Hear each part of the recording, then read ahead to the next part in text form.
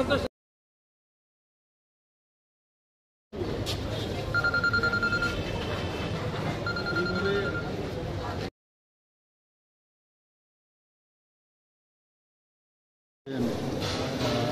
কদিন নাকি যা হিস্ট্রি দিয়েছে, বুকে ব্যথা হচ্ছিল, একটা মাইল্ড অ্যাঞ্জাইনার মতো হচ্ছিল। এখন তো ক্যাথল্যাবে নেওয়ার পর পরীক্ষা হবে, এনজিওগ্রাম হবে, তো সেখানে বোঝা যাবে। ওনারা যা বললেন যে এটা ইস্কিমিয়ার মতো পেয়েছে, এবং